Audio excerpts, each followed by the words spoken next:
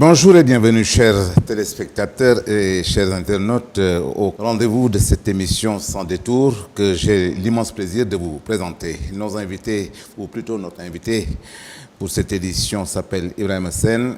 Il est chargé des questions politiques du Parti de l'Indépendance et du Travail, le PIT, membre également de la majorité présidentielle.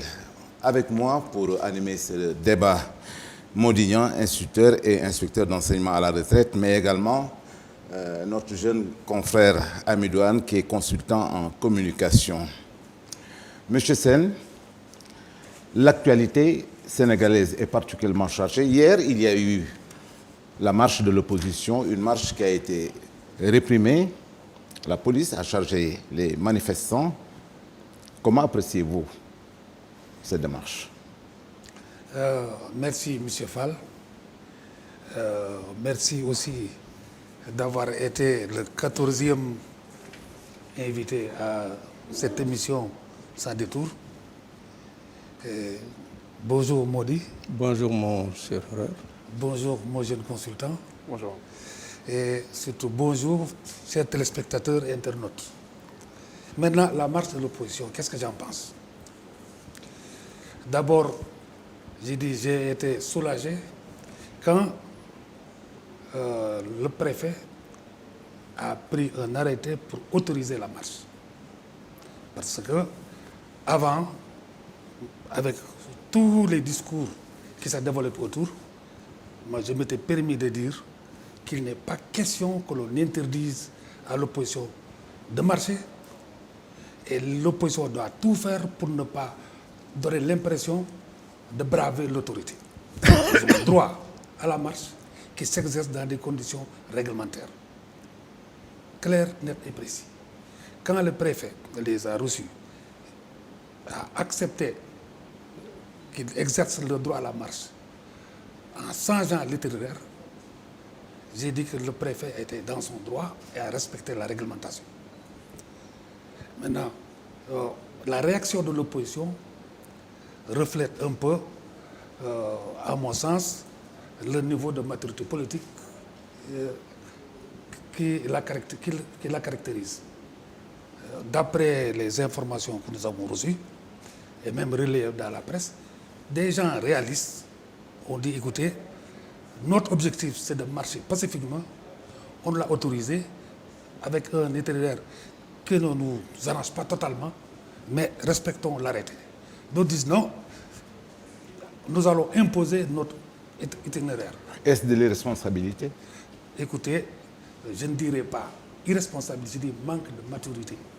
Parce que ceux qui sont habitués à marcher dans ce pays savent que ce que les gens espèrent toujours d'avoir, c'est l'autorisation, l'acceptation du préfet de l'exercice de ce droit et dans des conditions acceptables. Et à chaque moment qu'on nous, dans l'opposition, avons essayé de braver l'autorité dans ce domaine, et ce domaine, c'est que l'autorité refusait la marche en disant, ils nous refusent la marche, nous allons marcher. D'accord. C'était même pas un problème d'itinéraire. La dernière en date du temps de Wade, c'est la marche de 2006, ou de novembre-décembre 2006, où Benno Siggil Sénégal, à l'époque c'était le Front Siggil Sénégal, nous avions décidé de faire une marche, l'administration, le préfet l'a refusé. Nous avons dit, si c'est comme ça, nous allons marcher. Mais nous avons vu les conséquences. Nous avons voulu exercer le droit qu'on nous a refusé et demander à Tanor, à Agnès, tout le monde se souvient de l'époque quelles ont été les conséquences de cela. À plus forte raison, quand la marche est autorisée, on a fait que rectifier l'itinéraire pour des raisons de sécurité selon l'administration. Ils disent non, nous allons marcher selon notre bon vouloir. Résultat, il arrive. Résultat, il y a eu beaucoup de lacrymogènes. Non, résultat, avant le lacrymogène, qu'est-ce qui s'est passé? Oui. Le cordon policier pour protéger la partie qui était interdite de marche, le cordon policier installé. Les gens arrivaient jusqu'au rond-point de la RTS. Plutôt que de mener leur marche vers l'obélisque, ils ont voulu forcer le barrage. Et toute la presse a écrit que les gens ont voulu forcer le barrage policier. Dans n'importe quel pays du monde, quelqu'un qui tente de forcer un barrage policier en reçoit les conséquences. Et c'est ça qui a déclenché les hostilités. D'accord. Modigning. Vous avez Modignan. Modignan plutôt. Modignan, doyen, vous avez écouté les explications de Ibrahim Sène. Quelle lecture faites-vous de la lecture qu'il nous donne de cette bravade de l'opposition? Écoutez, je commence par rectifier un petit. Vous avez dit Modignan, instituteur et inspecteur. On ne peut pas être les deux à la fois. Vous êtes on peut être l'un après l'autre. Vous êtes inspecteur. Oui, d'accord. Voilà. Voilà, pour cette marche, j'ai mon point de vue. C'est un droit. Ça permet à la démocratie de respirer, etc. Les gens ont le droit de marcher pour exprimer un certain nombre de points de vue. Et dans cette perspective, mes amis d'hier avaient eu raison de marcher. La marche avait été autorisée. Bon, mais avec une condition, effectivement. Des limites ont été tracées à cette marche-là. Mon point de vue, je le dis en toute sincérité. D'abord, je n'ai pas été à la marche. Pour des raisons que je n'ai pas besoin d'expliquer ici. Si je devais les expliquer, bon, ce serait que je ne me sens pas à l'aise à côté de certains Sénégalais qui ont conduit le pays pendant 12 ans de la manière que l'on sait et qui aujourd'hui nous reviennent sous un autre visage. Je ne suis pas à l'aise parmi ces gens-là. C'est l'une des raisons pour lesquelles je n'ai pas participé à la marche. L'autre, c'est que, c'est mon point de vue, ils n'ont pas été réalistes. Ma marche est autorisée, mais limitée. Je prends ce qu'on me donne en attendant. Parce que je pense que de la radio à l'obélisque, on a le temps largement de déployer ses forces et d'exprimer tout ce qu'on veut. Je ne serai pas à leur place pour foncer contre les forces de l'ordre. Tout le monde sait que je n'ai pas de sympathie pour la gouvernance de Macky Sall. Pas du tout. Pas du tout alors. Mais je ne ferai pas comme mes amis ont fait hier, tenir coûte que coûte à forcer les barrages et aller jusqu'au ministère de l'Intérieur. Pourquoi? Parce que marcher, c'est très bien. Mais quand ils prennent l'itinéraire qu'ils avaient choisi de prendre, c'était le vendredi. Les gens qui rentrent, ça aurait créé beaucoup de gêne. Ça aussi, il faut en tenir compte. Les autres qui ne sont pas intéressés, il ne faut pas leur créer une certaine gêne. C'est la raison pour laquelle, je le dis en toute sincérité, moi, à leur place, je me serais contenté de cette limite-là que le préfet a cru devoir. N'est-ce pas? Voilà. Et puis, marcher, je marche de la place maintenant appelée Doundiaï Rose à la place de l'obélisque. J'ai largement le temps de déployer mes forces, d'exprimer tout ce que j'ai à exprimer. Mais je ne ferai pas comme moi. Du forcing? Oui. Du forcing? Je ne ferai pas du forcing parce que ça, on sait. Macky Sall, toute la gendarmerie, toute la police, etc., toutes ces forces de sécurité qu'il déploie, mais je ne vois pas, ce n'est pas stratégique de vouloir forcer cette barrage-là. Je ne vois pas pourquoi d'ailleurs. Et puis quand on va au ministère de l'Intérieur, entre le ministère de l'Intérieur et la place de l'Obélisque, où est la différence? Ça, c'est mon point de vue. D'accord. Et j'apporterai également une marche relative, une importance relative à ça. C'est très bien. Mais il y a des tâches autrement plus importantes qui attendent l'opposition. Nous allons y revenir. Nous allons y revenir parce que vous ouvrez là une question, une voie très intéressante. Hamidou Anne, vous êtes analyste et consultant en communication. Vous avez écouté Ibrahim Sène, qui est un acteur majeur de la vie politique sénégalaise. Cette marche de l'opposition qui a été réprimée dans les conditions que l'on sait, vous, quelle est la lecture que vous en donnez? Ouais, moi, je pense qu'on est tous d'accord sur ce plateau pour dire que l'opposition n'a pas été très bien inspirée de vouloir changer, vaille que vaille, son itinéraire et ainsi de se confronter aux forces de l'ordre et que finalement, ça a charrié les violences qu'on a connues, parfois pour des personnes, pour des militants ordinaires. Je pense que la classe politique doit aussi parfois se poser la question de la responsabilité. C'est quand on marche, aujourd'hui on a peut-être quasiment 200 partis au Sénégal, mais ce ne sont pas 100 personnes, 100 leaders de partis qui vont marcher. C'est des citoyens sénégalais qui sont peut-être sympathiques des causes de l'opposition qui viendront marcher et on n'a pas le droit de les soumettre à une violence parfois qui peut se terminer dans des conditions dramatiques. Et je pense que le plus important, c'est aussi que la marche était autorisée. Moi, je trouve ça que c'est une bonne chose. C'est un changement par rapport à ce qu'on a connu avant. Mais vous savez, moi, je suis très gêné par aujourd'hui cette excitation qu'on a connue avant la marche. Elle a été refusée, elle a été interdite, finalement, elle a été refusée. Je pense que le Sénégal est une démocratie et que ce pays doit dépasser, à mon avis, aujourd'hui, la question de l'excitation sur une marche de l'opposition qui doit décliner pourquoi elle n'est pas d'accord avec le mode de gouvernance actuel. L'idée, c'est vraiment d'arriver à banaliser une contestation démocratique dans une république normale. Et la tâche, l'opposition est attendue sur une tâche autre. M. Modignan l'a souligné tout à l'heure et je pense que nous y reviendrons. Modignan l'a souligné également. L'opposition est attendue sur d'autres chantiers beaucoup plus déterminants peut-être pour notre pays. Vous avez été dans l'opposition pendant très très longtemps. Aujourd'hui, votre parti, le Parti pour l'indépendance et le travail, est dans le giron de la majorité.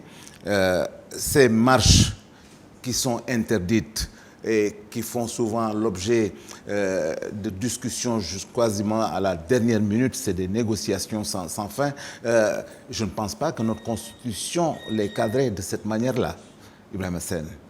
Non, mais vous savez, notre Constitution est très claire là-dessus. Oui. Les Sénégalais ont droit à la marche pacifique. Alors, pourquoi toutes ces négociations? Non, mais réglementées. Oui. La Constitution l'a bien dit, réglementée. Ça veut dire que tu exprimes ta volonté de marcher à l'autorité administrative qui voit dans quelles conditions sécuritaires cette marche va pouvoir se faire. Maintenant, quand l'autorité administrative interdit la marche, c'est là où je trouve que c'est abusif. Mais quand il autorise et réglemente le parcours, le refuser, c'est à mon sens être immature. Voilà le vrai problème.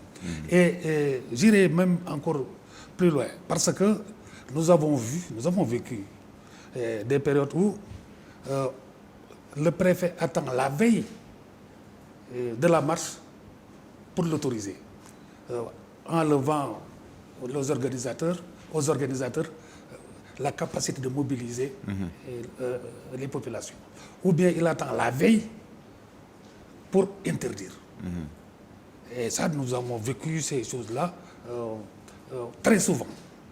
Voilà pourquoi je pense que le Sénégal est arrivé à un stade de la démocratisation de la vie politique dans lequel il est possible et nécessaire de revoir la réglementation de l'exercice du droit de marche. Au lieu de 3 jours francs, sans obligation du préfet, sans obligation faite au préfet de s'exprimer, de se décider sur les conditions de la marche, son avis sur l'exercice de ce droit. C'est cette absence, je dis, de réglementation précise qui permet au préfet d'attendre jusqu'au dernier moment pour agir, ou même d'attendre jusqu'au dernier moment pour refuser. Et on vous dit qu'il faut aller faire un recours. Vous faites un recours, c'est après qu'on vous a interdit la marche. Donc il faudrait, à mon sens, aménager le temps pour que le préfet, pour dire au préfet, pour permettre au préfet de s'exprimer sur l'exercice de ce droit 48 heures, impérativement, 48 heures après le dépôt de l'information. À défaut de réponse dans les 48 heures, la marche est autorisée. 48 heures, si la marche n'est pas autorisée, en se prononçant ici, qu'on donne aux organisateurs un délai de 24 heures pour faire recours et obligation au juge de trancher sur le recours 24 heures après. Donc, plutôt que de dire 3 jours francs comme ça, en laissant au préfet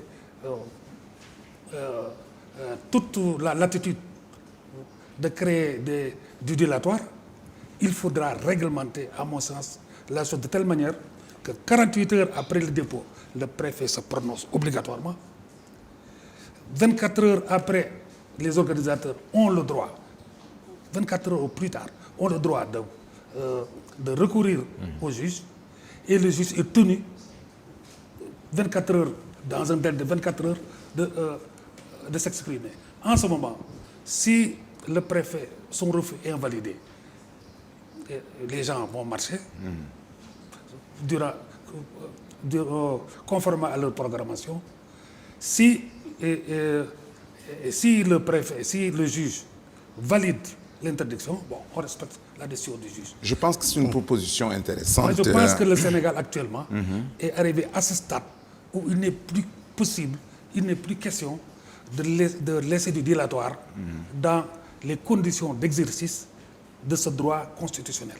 Merci. Le droit constitutionnel à la marche, le droit constitutionnel de tenir un meeting. Il faudrait vraiment, il est arrivé, je pense qu'il est temps qu'on se penche dessus maintenant et de façon concertée que l'on voit, est-ce qu'il ne faut pas dire, pour organiser une marche ou un meeting, il faut saisir le préfet 5 jours avant la date retenue, 24 heures, 48 heures après je pense que votre développement est bien compris. Hein? Il est bien compris. Je pense qu'il est bien compris. Et donc, c'est vraiment, extrêmement... moi, je pense que... Oui, la proposition... Sinon, on ne s'en sort pas. Oui, et les autorités, je pense que vous allez certainement les saisir de ces propositions qui sont extrêmement intéressantes et pertinentes. Nous avons beaucoup de sujets à aborder dans le cadre de cette émission, parce que nous allons parler de Petro-Tim, c'est l'actualité également, le Haut Conseil des territoires, que nous allons en parler, la gouvernance de Macky Sall, Benno Bokk Yakaar, dont vous faites partie, je parle du PIT, bien sûr, et de vous-même. La gauche sénégalaise qui trouve des difficultés pour se rassembler fera également l'objet de ces sujets, et je pense que nous aurons également quelques questions que nous allons aborder, notamment l'éducation avant la fin de l'émission.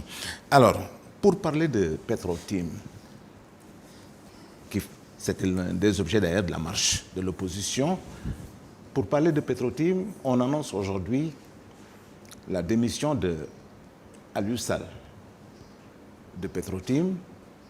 Ceci ne suffit pas, en tout cas selon ce que nous avons déjà entendu de la part de certains membres de l'opposition, pour régler la question de Petro-Tim. Cette question du pétrole envenime le Sénégal, envenime les rapports entre l'opposition et le pouvoir de manière générale. Est-ce que votre parti s'est prononcé sur cette question? Effectivement, notre parti s'est prononcé sur cette question à l'occasion de la conférence de presse qu'il a tenue au Relais le 10 octobre passé. Effectivement. Mais j'aimerais juste rappeler une chose. L'affaire Petro-Tim ne date pas d'aujourd'hui. Ce n'est pas l'opposition actuelle, les Abdoul Mbaye et les Gakou qui ont soulevé, non. Le premier à avoir soulevé le Petro-Tim, l'affaire Petro-Tim, liée à ArcelorMittal, c'est Abdoulaye Wade. Quand il se mobilisait pour empêcher la traduction de son fils en jugement. C'est à l'époque où il a dit que Aliou Sall a bénéficié de contrats indus, même pas de contrats indus, par le biais de Petro-Tim, et avait déjà posé l'accusation de concussion et de conflit d'intérêts, et même de patrimonialisation, de familialisation du pétrole du Sénégal. Abdoulaye Wade. À l'époque, Aliou Sall non seulement avait réfuté cela, mais avait demandé publiquement que Wade accepte d'aller dans une mosquée avec lui et qu'il jure devant Dieu, est-ce que ce qu'il dit est exact ou non? Parce que lui, il n'est pas actionnaire dans Petro-Tim ni dans autre chose, il est employé de Timis. C'est ce qu'il avait dit. Et, c'était en quelle année, ça? Hein? C'était en quelle année? Mais écoute, c'est l'année dernière, lors du procès de Karim, là. D'accord. On dirait, vous êtes des journalistes quand Non, même. je vous pose la question, non pas pour nous, mais pour nos téléspectateurs également. Donc, Wade a laissé tomber, en même temps que l'affaire ArcelorMittal, quand les preuves ont été produites, toutes les accusations qu'il portait là-dessus, il ne les avait plus soulevées. Pourquoi maintenant on ressoulève le problème de Petro-Tim? Pourquoi? C'est ça, nous, la question qu'on s'est posée, nous, au PIT. Tu nous poses la question. Non, je dis, nous nous sommes posé la question. Je dis, pourquoi Petro-Tim, l'affaire de Petro-Tim a été soulevée de nouveau? Pourquoi? Parce que nous avons le sentiment que le pétrole, avec ces contrats que l'on conteste maintenant, sont déjà entre les mains d'Américains et de Britanniques et d'Australiens, et pas entre les mains des Français, que l'on tente de décrédibiliser ces contrats afin de créer dans l'opinion les conditions de leur révision pour permettre à la France, à travers Total et Elf, d'avoir pied dessus. Pourtant, la France, avec Total, fait partie des majors qui contrôlent la distribution du pétrole au Sénégal. Pourquoi Total ne s'est pas investi pour faire des recherches pétrolières au Sénégal? Et il a fallu des mineurs qui acceptent de s'y mettre pour trouver du pétrole, bénéficier de contrats, et la France bouge. D'ailleurs, l'intérêt de la France pour ce pétrole a été réaffirmé clairement et par publiquement Manuel Valls, par Manuel ici au Sénégal. Oui, le Premier ministre français. Donc, quand les choses ont déjà échappé à la France, pourquoi venir maintenant dire oui, vraiment la France est intéressée? Oui, mais attendez, la question n'est pas relevée par les Français, c'est l'opposition sénégalaise qui pose cette question aujourd'hui. Écoutez, moi je dis encore une fois. Je dis encore une fois. Attendez, s'il vous plaît. Je dis encore une fois. Rapidement, s'il vous plaît. La France a des porte-paroles. Ouais. La France a des porte-paroles. Elle a toujours eu des porte-paroles au Sénégal. Que ce soit en milieu politique, dans les affaires, en milieu maraboutique, en milieu de la société civile, la France a toujours des porte-paroles. Nous les avons combattus, nous ici, au Sénégal. Nous, au PIT, nous savons que dans ce pays, il y a des porte-paroles de la France.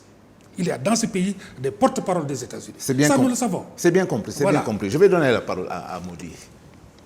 Bon, moi je pense que s'il y a des porte-paroles de la France au Sénégal, le premier c'est Macky Sall. Parce que c'est vous qui avez dit que c'était le candidat de la France. C'est vous, Ibrahim Hassane, qui avez dit avant l'élection présidentielle que Macky Sall n'est pas crédible, c'est le candidat de la France.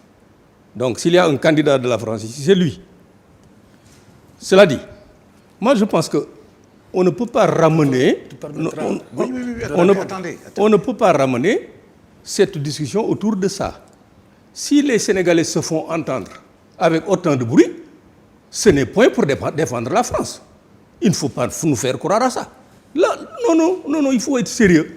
La vérité, nous avons découvert du pétrole et du gaz en quantité importante au Sénégal. Il y a des antécédents.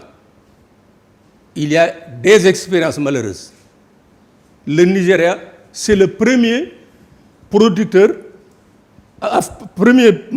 africain producteur de pétrole. Premier. Aujourd'hui, ces gens-là n'arrivent même pas à s'approvisionner en essence. Ils importent l'essence. Sur près de 180 millions d'habitants, il y a tellement de pauvres qui ne bénéficient pas de pétrole là. Au Congo, c'est pareil. En Angola, c'est pareil. Au Gabon, c'est pareil. En Guinée équatoriale, c'est pareil. Vous êtes sur la malédiction du pétrole? Non, je veux dire, les gens ont raison de parler, de se faire entendre. Nous ne souhaitons pas vivre la malédiction que nos amis congolais, etc. vivent. C'est la raison pour laquelle et je pense que les gens doivent continuer de parler pour que les Sénégalais, le moment venu, bénéficient au maximum de ce pétrole et de ce gaz.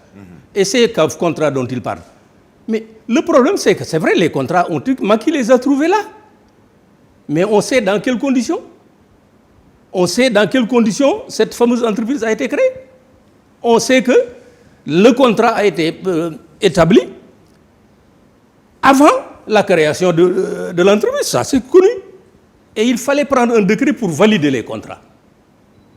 Wade n'a pas eu le temps de valider de prendre le décret. Mais il a amorcé. Attendez, ça n'a pas d'importance. Un décret, c'est un décret. Amorcer, ça veut dire quoi? Quand je dis amorcé, c'est Wade qui a pris sur lui de dire décret sur le pétrole pour ces différents Un compagnies. décret comme ça, sans papier, sans signature, sans rien. Ce n'est pas un décret, ça. Vous me laissez terminer. Bon, je vous laisse terminer. Alors, l'inspection générale d'État, ce que je dis là, vous le savez, qui s'est saisi de l'affaire, a recommandé au président de la République de ne pas prendre le décret de validation. Ça, c'est connu.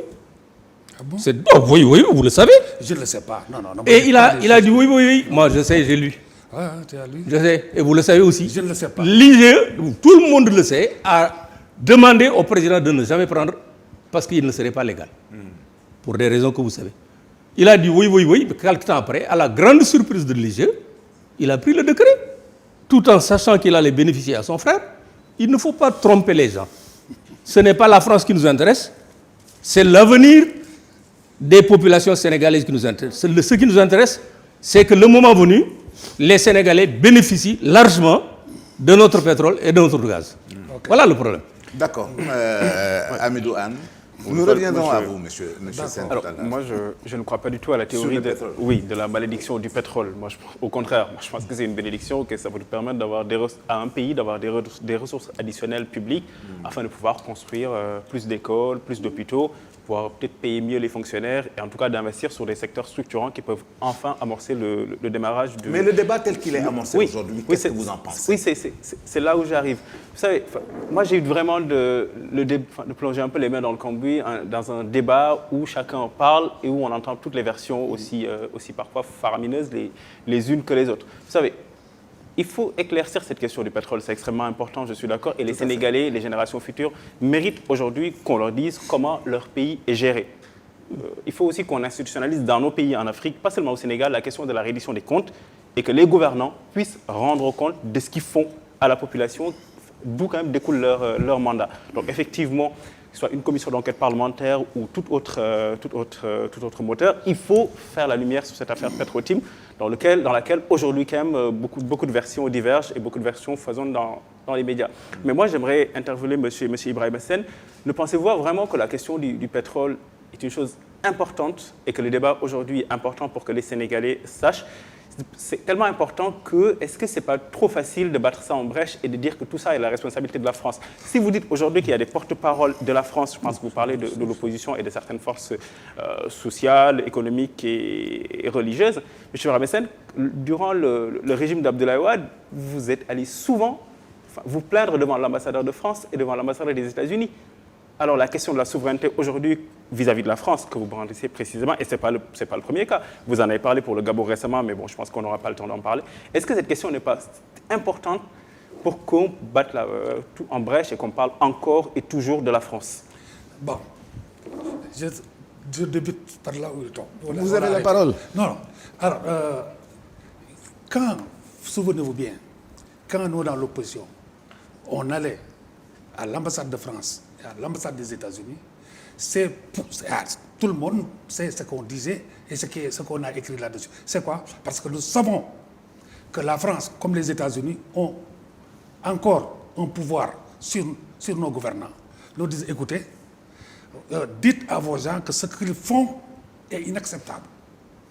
Et ils prennent en compte ou ils ne prennent pas en compte, mais nous voulons montrer aux Sénégalais que nos gouvernants ne sont pas si libres que ça. Et ils ont des gens qu'ils disent partenaires stratégiques, partenaires techniques. C'est l'expression qu'ils utilisent, mais nous savons très bien qu'ils les écoutent. Voilà pourquoi nous allons voir ces ambassades, nous allons voir les chefs religieux, parce que c'est des gens qui ont de l'influence sur les prises de position. Je suis désolé, mais c'est brader la souveraineté du Sénégal. Écoutez, la souveraineté du Sénégal, nous le disons et nous le répétons, et ce n'est pas pour rien que nous appelons parti de l'indépendance et du travail. La souveraineté du Sénégal n'est pas ni totale ni complète. Et nous nous battons pour la parachever. Donc, ne me parle pas de souveraineté du Sénégal. Il n'en a pas encore. Nous nous battons pour que cette souveraineté soit véritablement. Maintenant, le débat sur le pétrole, quel débat? Ici, ce n'est pas un débat sur le pétrole, c'est un débat sur l'appropriation du pétrole. On a dit que Macky et son frère sont appropriés le pétrole du Sénégal et le gaz. Voilà Qu'en le débat. pensez-vous? Attends. Qu'en pensez-vous? Nous n'avons pas beaucoup de temps. Qu'en pensez-vous? Laissez-moi terminer. Oui, ce d'accord. que j'en pense Oui. est très simple. Oui. Jusqu'à preuve du contraire, je n'ai pas vu de preuve de ces allégations. Mieux, ça va être très simple. Timis a porté plainte contre ces accusations. Mais il faut que nous tous qu'on se dise que le droit doit vraiment départager ce débat une bonne fois pour toutes.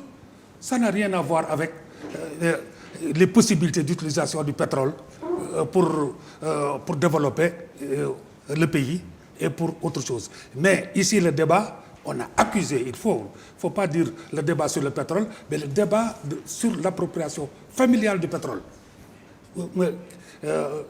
Appropriation dont le chef de l'État et son frère sont accusés. C'est ça le vrai problème. Voilà pourquoi je dis, quand on accuse quelqu'un de cette manière, je vous dis, les concernés ont le droit de porter plainte pour que les choses soient claires. Maintenant, là où je vais terminer avec Modi, sur quels sont les représentants patentés de la France au Sénégal. Il rappelle que en campagne électorale en 2012, quand lors du meeting d'investiture de Macky, tous les Sénégalais ont vu que Sarkozy a envoyé les pontes de son parti pour venir le soutenir.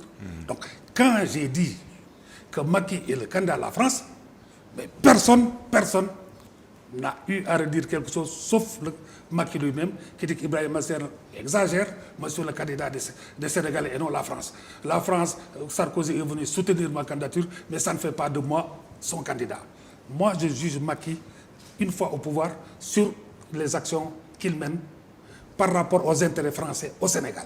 Nous allons passer à autre chose. Non, c'est sur le pétrole. Hein. Oui, mais on va terminer sur le pétrole parce que le débat ne peut pas tout le débat. Je t'assure, je termine sur le pétrole. Oui, 30 secondes. Parce qu'il a donné le cas du Nigeria et d'autres où le pétrole, les gens produisent du pétrole, mais importent l'essence, les carburants. Au Sénégal, c'est exactement ce que Macky ne veut pas faire. Voilà pourquoi il s'est battu. Il a refusé toutes les pressions faites pour la liquidation de la SAR. C'est ça. Donc, le pétrole sénégalais va être transformé par la SAR. Pas totalement, parce que la capacité de la SAR ne peut pas tout transformer. Mais pour les besoins du Sénégal et pour l'exportation. Et là, cette malédiction qu'on a vue ailleurs n'aura pas lieu ici. Merci. Mieux, le nouveau code minier qui va sortir, qui va être à la table de l'Assemblée nationale, va montrer aux Sénégalais que les intérêts de ce peuple-là sont sauvegardés dans ce nouveau code. Nous aurons l'occasion d'en juger très rapidement. Merci Ibrahim. Je pense que sur cette question du pétrole, nous avons fait le tour. Le débat il est là, encore très posé. Et je pense que ce n'est pas encore tout à fait fini. Nous aurons l'occasion certainement de revenir sur la question dans cette émission sans détour.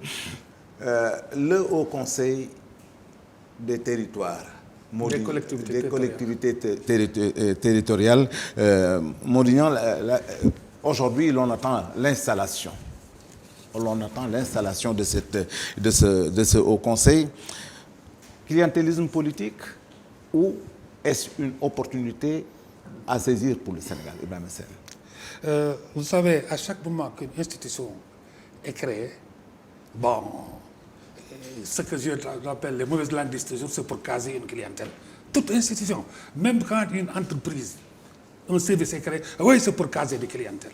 Mais le Haut Conseil, en 2 mots, je dis en 2 ou 3 mots, je dis, le Haut Conseil des collectivités locales a été une chose proposée par les assises nationales. Pourquoi? Parce que les assises nationales on a dit que pour renforcer la décentralisation et donner aux collectivités locales un pouvoir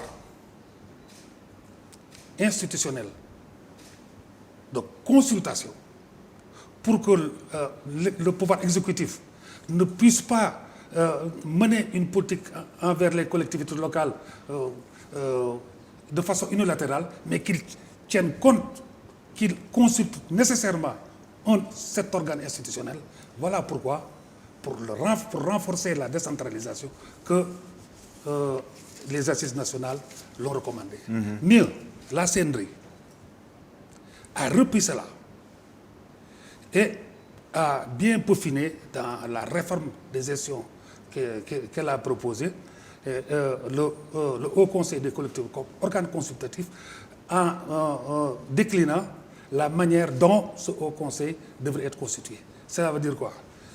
Pour la CNRI, comme pour les assises nationales, tous les membres du Haut Conseil devraient être élus au suffrage universel indirect. Merci Ibrahim. Modignan, vous étiez membre des assises nationales. Que pensez-vous des propos d'Ibrahim Sène concernant justement la mise en place du Haut Conseil? Pas de ce qu'il pense de ça, mais de ce qui existe, de la réalité. Bon, 150 membres... C'est une recommandation, dit-il, oui, des assises. Mais le Haut Conseil de Macky Sall n'a rien à voir avec le Conseil recommandé par les assises, il le sait. On a débattu ensuite. Déjà, il nomme les 70 membres. 70 sur 150. Ça n'a jamais été ce que les assises nationales ont recommandé. Évidemment. Mais j'ai dit qu'il tous doivent être élus. Donc, ça n'a absolument rien à voir. Est-ce une institution utile? Ça dépend de ce qu'on fait de l'institution. Ça dépend de ce qu'il y a derrière. Mais cette institution créée par Macky Sall, avec 70 membres qui seront choisis par ses soins, eh bien, ce Haut Conseil... Donc 10, dit-on, pour l'opposition. Parmi les 70... Même 20 pour l'opposition. Oui, même 20 pour l'opposition. Je n'ai pas le sentiment que ce Haut Conseil, en tout cas tel que nous le connaissons, ce Haut Conseil sera d'un grand intérêt pour le Sénégal. C'est davantage une institution créée pour caser une clientèle politique, ça, c'est certain, ça. Les 70 déjà, l'objet de... Il y a presque... tout le monde veut faire, etc. Je veux dire, ce Haut Conseil-là, eh bien, c'est une institution de plus. Ça, tout le monde le sait. Ça n'a rien à voir avec le Haut Conseil que les assises nationales avaient créé. Rien du tout. Même dans ses fonctions consultatives. Même dans ses fonctions consultatives. Ça n'a rien à voir. Mais la fonction consultative, tu sais quoi? Le Conseil économique et social a une fonction consultative. Non, c'est pas la même chose. Ça n'a rien à voir. En fait, le débat, vous ne pouvez pas faire du ping-pong. Le débat, ce n'est pas... D'accord. Les gens jugeront. Nous avons suivi l'élection des membres, n'est-ce pas, l'élection des membres élus. Nous savons ceux qui sont élus. Chez moi, j'en ai 2 ou 3, etc. C'est des gens... Merci Modi. Voilà. Donc on y ajoute 50 qui sont soigneusement choisis par le président de la République en fonction de critères subjectifs, tout le monde connaît. Mais ces 150-là... Nous allons passer à la 3e rubrique, s'il vous plaît. Nous allons passer à la 3e rubrique. Est-ce que je peux revenir dessus? Non, on ne revient pas sur ça, s'il vous plaît. Nous allons parler maintenant de la gauche, de votre enfant, de votre famille, cette famille de la gauche. Et je vais laisser la parole à Amidou pour poser la première question sur la gauche sénégalaise. Okay. Ibrahim Sène, vous avez parlé de votre famille. Je pense que votre famille n'est pas dans une situation très reluisante. Longtemps faiseuse de roi, la gauche aujourd'hui est quasiment dans un état de mort clinique. Alors, ah bon? Oui. Ah, moi je suis vivant. Hein. Vous, heureusement, et j'espère que vous le resterez longtemps, mais votre famille en tout cas est dans un état pas très reluisant. Alors, M. Ibrahim Sène, je vous pose une question toute simple. Oui. Qu'est-ce qu'être de gauche pour vous en 2016? Très bien. La question telle que vous la posez montre vraiment que vous ne connaissez pas ce que c'est que la gauche au Sénégal. Parce que la gauche, elle est historique. c'est pas une formation spontanée. La gauche au Sénégal s'est organisée politiquement depuis 1957. On l'a appelée gauche à l'époque. Pourquoi? C'était par rapport à ce qu'on a considéré à l'époque de la droite qui collaborait avec le colonialisme et qui ne voulait pas l'indépendance nationale. Quand en 1957, nous et une fraction de l'UPS à l'époque qui a démissionné pour faire le PRA Sénégal, nous ensemble, nous avons posé le problème de l'indépendance pour le référendum de 1958. Ceux qui collaboraient avec le système colonial ont refusé d'appeler le peuple de voter non à l'indépendance. L'historique est très intéressant, mais parlons de où en est la gauche en 2016. C'est ça la question. C'est là où je vous attends. Oui. Voilà. Donc, où en est la parce que gauche le en manifeste 2016 des partis, au le Sénégal? PAI, tout ça, moi je sais. Oui. Donc, je ne connais certes pas ce que c'est que la gauche, mais vous ne savez pas non plus à qui vous vous adressez. Donc, qu'est-ce qu'être de gauche en 2016? Donnez-nous l'état des lieux de la gauche toujours, en 2016. L'état des lieux, ou qu'est-ce que cela veut dire? C'est ça. Laissez-moi d'abord répondre à ça, je vous dirai l'état des lieux. Oui. Ok. La gauche, actuellement, en 2016, Oui. elle est la même dans sa nature et dans ses objectifs que celle qui était née en 1957. C'est quoi? Lutter pour l'indépendance nationale totale, la démocratie et le socialisme. C'est ça, la gauche. Jusqu'à présent, on n'a pas dérogé dessus. Maintenant, vous dites que nous sommes dans un état clinique. Quelle est la manifestation de cet état clinique? Laquelle? Parce que ce que nous avons vu dans l'expérience politique du Sénégal, à chaque moment de l'évolution politique progressiste du Sénégal, l'empreinte de la gauche est indéniable. Dans le Yobalema? Attends, je te dis, empreinte et mais, ce n'est pas la même chose. Je dis empreinte. Ce que vous appelez Yobalema. Moi, à chaque moment, je rigole parce que c'est la gauche qui définit une politique d'orientation et les autres disent oui, nous acceptons, c'est ça, nous venons avec vous. La première fois que le terme Yobalema a été utilisé, c'est lorsque à l'issue des élections de 1988, la crise post-électorale avait obligé le Parti socialiste à discuter avec l'opposition, et particulièrement avec celui qu'on avait soutenu comme Abdoulaye Wade comme candidat, pour trouver une solution politique à cette crise électorale. Et tout le monde sait que c'est à l'issue de cela que nous avons été, pour la première fois, avec le PDS, dans un gouvernement de coalition avec le Parti socialiste. Et c'est là où le terme Yobalema, les gens disent, oui, le PIT est PDS Moko Yobale. Et pourtant, le PDS a rallié notre position de règlement du conflit politique par le biais de vastes rassemblements. Bon, laisse-moi terminer. Et jusqu'à présent, que ce soit la première alternance en 2000, c'est sur la base d'un programme élaboré par la gauche que Wade a décidé d'adhérer à ce programme pour briguer le suffrage. Donc, quand on dit au contraire, c'est nous qui entraînons les choses. Mieux, tout le monde a vu ce qui s'est passé avec la seconde alternance. Si la gauche sénégalaise n'avait pas participé de manière significative aux assises nationales, si la gauche sénégalaise n'avait pas participé de manière significative dans l'avènement de Front Siggil Sénégal, de Benno Siggil Sénégal, je vous dis, la seconde alternance serait certainement difficile à voir. Or, dans tout ça, c'est à partir des théories et des hypothèses que nous avons élaborées, et tous les Sénégalais, je dis, qui sont au courant du fait politique, le savent. Donc, quand on dit Yobalema, Monsieur, vous permettez. Ce que vous dites est très triste pour un jeune en 2016 qui est militant de gauche, oui, ou qui est un intellectuel avec une sensibilité de gauche. Vous dites que vous définissez les plateformes doctrinale, idéologique et politique est que les gens viennent vous rejoindre et finalement gouvernent et vous virent des gouvernements. S'il vous plaît. C'est la lutte de classe. Si vous êtes de gauche, vous devez savoir ce que c'est que la lutte de classe. Bien sûr. Voilà, c'est ça. Très bien, très bien. Il nous Si reste, vous êtes de gauche, vous devez nous savoir sommes, ce que nous c'est sommes que la quasiment à la fin de Et très l'émission, triste, s'il vous plaît. Nous sommes quasiment à la fin de l'émission. Mais je voudrais vous interpeller. Modignan, vous laissez le soin de poser la question, d'interpeller Ibrahima Sène sur l'état de l'éducation au Sénégal. Je ne sais pas là, si vous voulez qu'il me tue, quoi. il est bien placé pour que je lui savoir. pose la question. Oui, mais Je ne sais pas si nous moi- sommes un acteur politique. Si moi, ancien inspecteur de l'éducation, etc., je Il suis... me pose la question, vraiment, je vais être... Je ne... Je devais lui poser la question, moi. Parce je que ne lui, suis il pas- connaît mieux que moi l'éducation nationale. Oui. Alors, donc, qu'est-ce que Modi. moi je peux lui dire dessus?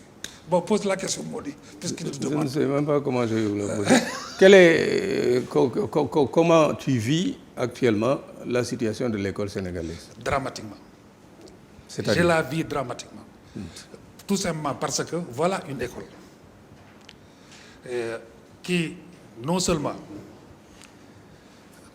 ne fonctionne pas de façon optimale, le crédit horaire, tout le monde sait comment il se détériore d'année en année, et deuxièmement, fabrique des gens non qualifiés au chômage. Troisièmement, transforme l'université en garderie d'enfants adultes. Voilà. Donc, cette situation, je la vis dramatiquement. Et voilà pourquoi, moi et mon parti, nous avons toujours interpellé trois composantes de la famille éducative. D'abord, le gouvernement en premier lieu. Deuxièmement, les parents d'élèves. Et seulement en dernière instance, les enseignants. Le gouvernement, parce que c'est sur lui que repose la politique, la définition de la politique éducative de la nation. C'est le gouvernement qui a cette responsabilité-là. Mais les parents d'élèves, pourquoi nous les mettons en deuxième position? Parce que c'est les parents d'élèves qui prennent leurs enfants, qu'ils confient à l'école. Ça veut dire qu'ils confient à l'État et aux enseignants pour le savoir, pour être éduqués. mais vraiment. Et c'est malheureusement les parents d'élèves que nous sommes, nous n'avons pas pesé pour que cette école-là aille dans le bon sens. Mieux, quand il y a conflit entre le gouvernement et les enseignants, les parents de leur association se veulent médiatrice. Pendant qu'elle est au premier chef responsable du bon fonctionnement de l'école. Au lieu de dire aux enseignants, je connais vos revendications, c'est un problème entre le gouvernement et moi. Je me lève en tant qu'association, je demande au gouvernement de les satisfaire ou nous mobilisons les populations pour cela. Vous, allez-y, faites les cours. Nous allons prendre nos responsabilités parce que vos problèmes, nous pensons que nous sommes d'accord avec vos revendications. En ce moment-là, nous devons assumer nos responsabilités face au gouvernement. Parce que le gouvernement, c'est les populations qui l'ont mis là. C'est les populations qui l'ont mis là. Et ces populations, nous, en tant que parents d'élèves, donc représentant légitimement toute la population qui a des enfants qui sont à l'école, qui doivent aller à l'école, c'est à nous d'assumer ces problèmes-là face au gouvernement, tout en demandant aux enseignants, ne faites pas perdre une minute aux élèves. Nous assumons nos responsabilités face au gouvernement. Merci Ibrahima Sène. Modignan. Oui, c'est vrai évidemment, terminer cette émission. c'est une question tellement importante qu'on ne peut pas la passer en revue en quelques Absolument. minutes. C'est-à-dire que, oui, c'est vrai, j'ai écouté ce que vous avez dit, mais vous connaissez parfaitement la situation actuellement.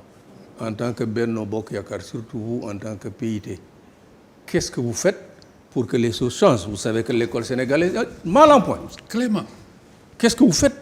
ce que nous faisons, Oui.